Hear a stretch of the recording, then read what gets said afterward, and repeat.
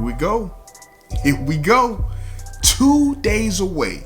In Staples Center, the battle for LA. This is what we've been waiting for. The Lakers versus the Clippers. Both teams are at full strength. So in this journey, I'm going to be breaking out how they match up against each other because the Clippers are going to have Paul George for this matchup and the Lakers are going to have Rondo and Kyle Kuzma as both teams are fully healthy. Both teams are coming off of losses and both teams are going to be looking to make a statement win in Staples Center for the Battle of LA. Let's get into it.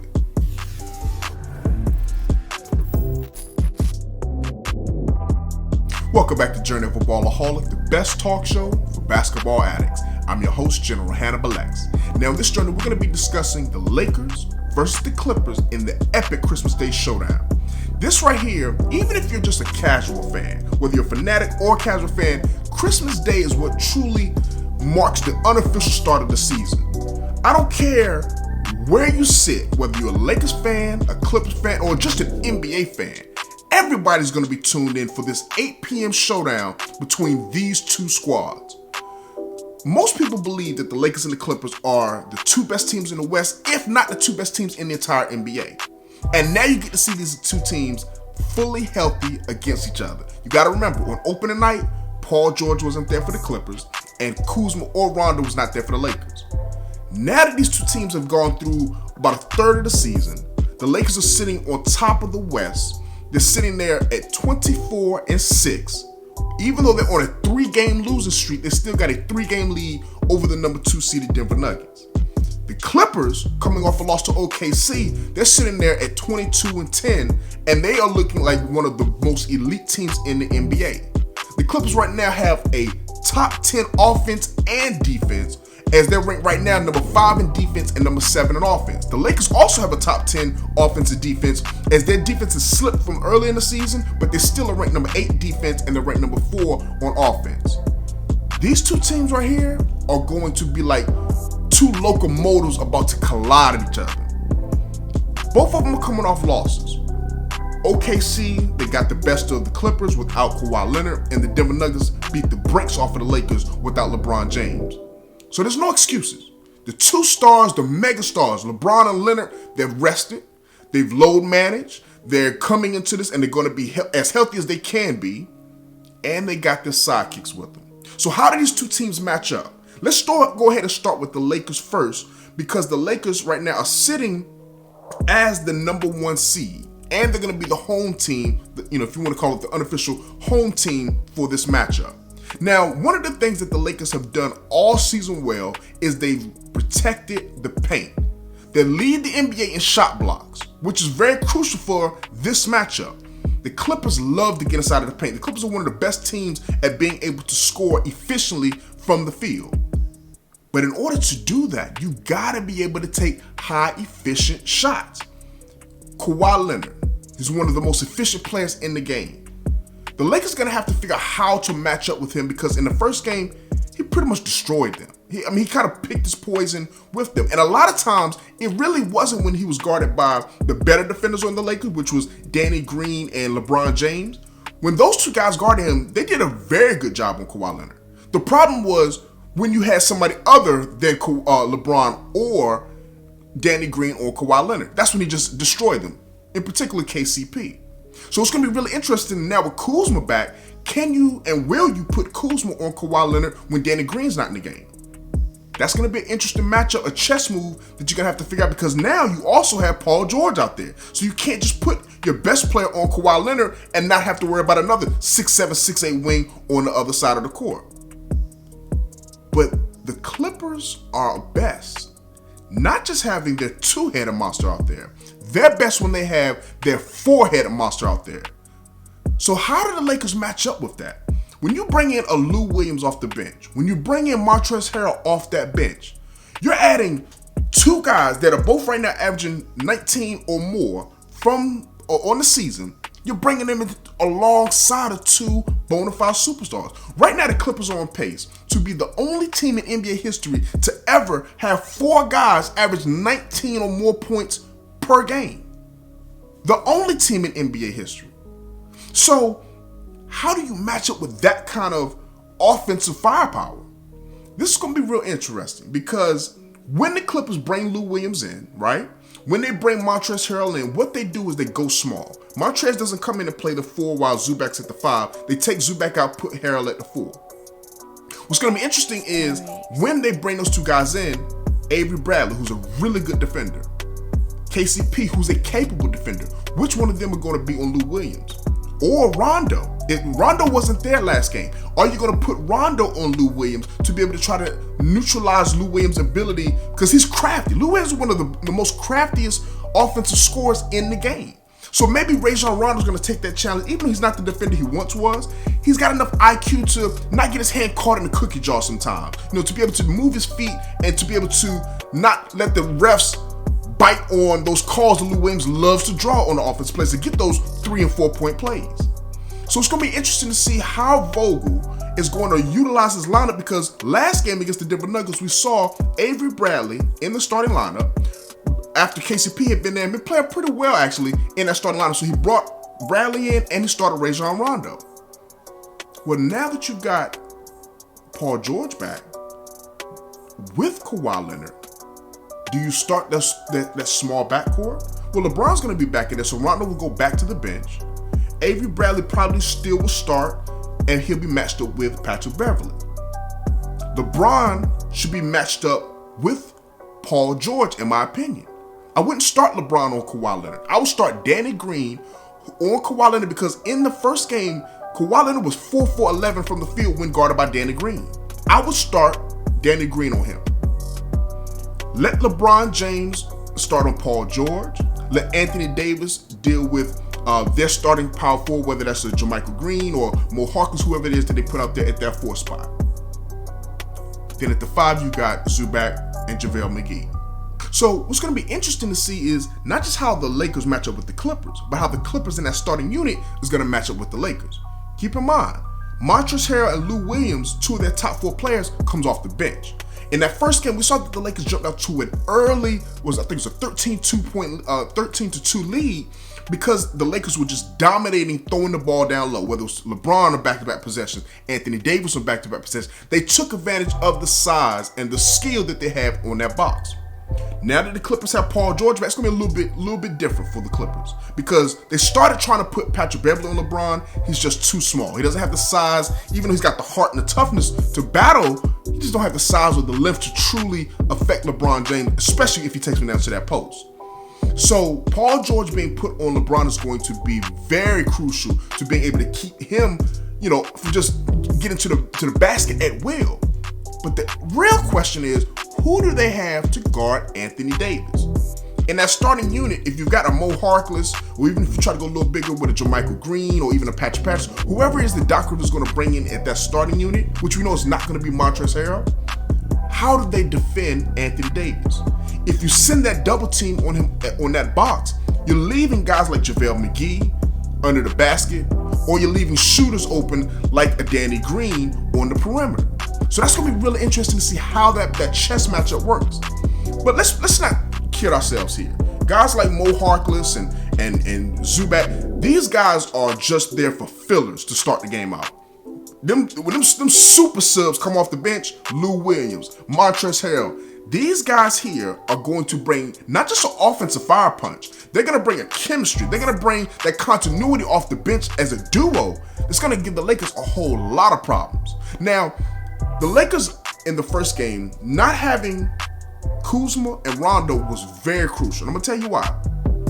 The Lakers started off strong, but when that bench unit came in, they didn't have those horses to come in to keep that offense firing. And LeBron had to play extended minutes. Davis had to play extended minutes. So by the fourth quarter, they were just tired. They just didn't have the legs under them. They didn't have enough to keep going when Kawhi Leonard was able to stay on the bench and get extra rest, because he had guys like Lou Williams and Montrezl Harrell able to handle the scoring load. Now that you got Rondo, who can quarterback that second unit, now that you got Kuzma, who finally, for the first time all season, last game looked to actually be healthy, looked to actually know his role. If you have an aggressive Kuzma, which is what I want to see, it brings another dimension to that second unit. The Lakers, when they played the Milwaukee Bucks, had 4 points. They scored 4 points off their bench. You can't win a top-notch competition with getting 4 points off your bench. So now that you got Kuzma healthy and Rondo and they're in a rhythm, it'll be interesting to see how those guys match up with the bench unit of the Clippers. Lou Williams, he's a beast. And I would love to see how Frank Vogel's going to defend Lou Williams. Are you going to put Rondo on him? Or are you going to just try to keep an Avery Bradley or KCP on him? That's going to be a really interesting matchup. But what's the true matchup I want to see, outside of the superstars, is Montrezl Harrell and how he's going to defend at that 5 spot. One of the biggest weaknesses that I've seen from the Clippers, you even saw it in the last game against OKC. Big men are dominating the Clippers. Now, the Clippers as a team, they're a really good rebounding team, one of the top rebounding teams in the NBA. And they do it as a team. They've got 6 guys that are averaging 6 or more rebounds. So they're rebounding as a team. Even Patrick Beverley, who led them in the first game with 10 rebounds, he'll get down there and get dirty, right? So the Clippers do it as a team. But Montrezl Harrell, in the games that the Clippers have lost, he's kind of been dominated, specifically inside. And last game, it was Steven Adams, who I think had like 18 points and 17 rebounds, something. If Steven Adams is able to give you that kind of production, it's going to be tough to beat an OKC team. But that's Montrezl Harrell. You got to take the good with the bad with him. You love his energy. You love his tenacity. You love his ability to finish and play that pick and roll, that 2-man game on offense. But defense, let's keep it real. He's a below average, or at least at best an average defender. He's not very good at stopping the pick and roll. He's not an elite shot block. He's averaging about 1.2 blocks a game, which leads the Clippers. 1.2 blocks a game for Montrezl Harrell leads the Clippers.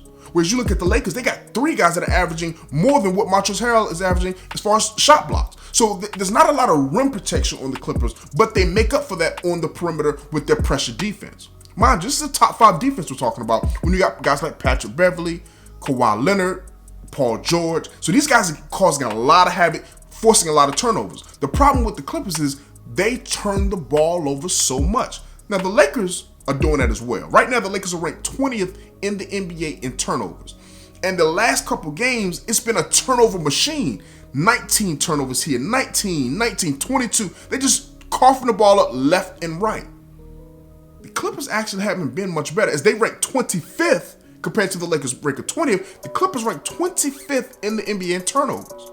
So when you have an inefficient offense, meaning not from a shooting standpoint, because this is one of the top efficient offenses, but from an efficiency as far as protecting the ball, which team can limit their turnovers?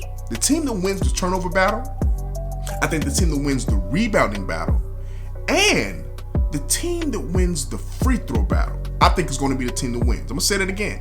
The team that wins the turnovers, the rebounding, and the free throws. The reason I say free throws is this. The Lakers are not a very good shooting free throw team, but because they have the size advantage against the Clippers, they should be able to get to the paint. They should be able to get on the boards. The Lakers are having better rebound differential than the Clippers, even though the Clippers are averaging more rebounds on the season. So this is almost like a contrast of styles. Inside for the Lakers, outside for the Clippers, right? Whose style is going to work more? The Clippers are a perimeter-oriented team. On defense, we know, but even on offense, guys like Lou Williams, Paul George, Kawhi Leonard, they're jump shooters, mainly. They're jump shooters. Whereas guys like LeBron James and Anthony Davis, even though they can shoot from the outside, they're more efficient scorers because a lot of their baskets and a lot of their points are coming right around the basket. LeBron and Anthony Davis are roughly about 50% from the field. Whereas you got Kawhi Leonard around 46%, Paul George around 44%. So when it comes to a back and forth battle, you don't want to get into a back and forth battle if you're the Clippers as far as trading baskets. Not with the Lakers. The Lakers are number 1 in the NBA in field goal percentage. So you don't want to get into a back and forth from the field shooting with the Lakers.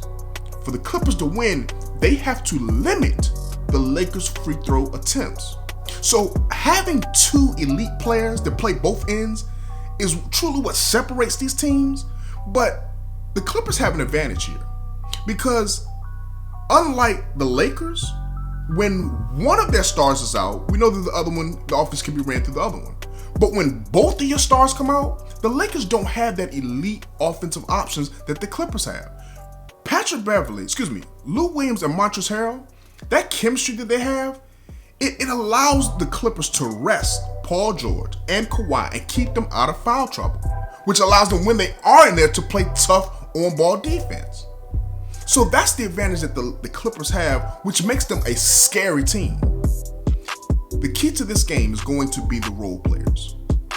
It's going to be the Kyle Kuzmas, the Rondos, the Danny Greens. Those other 7 guys for the Lakers that average between 7 and 11 points, they're going to be the key. Because I think LeBron and Anthony Davis versus Paul George and Kawhi Leonard, it's going to probably, it's going to be a wash.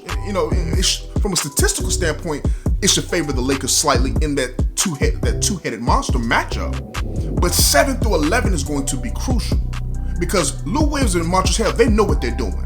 So you're going to have guys like a Danny Green or KCP or a Rondo or Kuzma that are going to have to give you 15.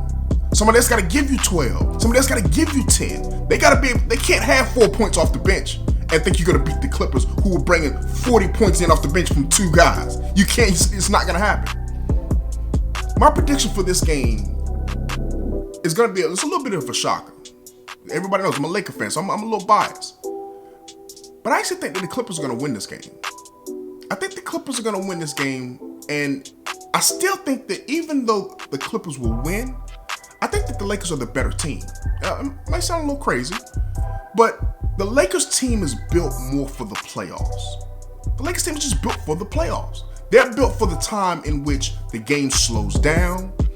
Each possession is more pressure, right? The Clippers team, I think, is much more built for this regular season grind. It's much more built for this up and down, offensive flow that you have, more so perimeter oriented in the regular season. The playoffs is more about high efficiency shots, which the Lakers are the more efficient team. So my prediction for this game is that it's going to be a low scoring game. I'm predicting that the Clippers win 102-97, which would force the Lakers to be on a 4-game losing streak.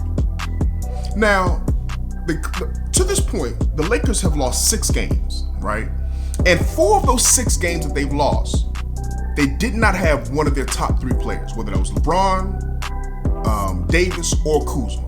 4 of those 6 games, they did not have one of them. The only 2 games that they lost with all their best 3 players was home to Toronto, home to Dallas. I think game 3, that 3rd loss with all 3 of them healthy, comes on Christmas. And that's when the critics are truly going to come out. That's when the critics are truly going to jump on the Lakers and say that they've been exposed. And I think that's the moment in which the Lakers decide it's time to go back and show people who we truly are. The Lakers in the first couple of months were being talked about as if they're only winning because of their weak schedule. And then they came out and started the month of December steamrolling through Denver, through Utah, Portland, Miami, and they kind of sent the message to the league. Well, now after some bad loss here, sitting on 3 losses in a row. And I think that 4th loss is coming. And I think from that point, you're going to start to see the Lakers take off. And I'm talking about they could win 19 of the next 20 games or something like that. So I don't think it's time for the Laker Nation to panic when that loss comes tomorrow. But I think the Clippers should, and they're going to be motivated to win this. Because right now, they got 10 losses already on the season. They're, like I said, they're in that middle fighting with Denver and Dallas and Houston. They're going to try to make some separation from those teams, right? And I think that they're going to make a statement win tomorrow. Winning and be going up 2-0 on the Lakers would be a statement win for the Clippers. Let me know what you think. Go down to the comment section below and let me know who do you think is going to win that Christmas Day matchup. Who do you think is the better team, Lakers or Clippers? As always, I appreciate you for taking a look at this video. Please consider subscribing to the channel, hit that like button, and tap that notification bell so that you can stay updated with the journey of a Ballaholic.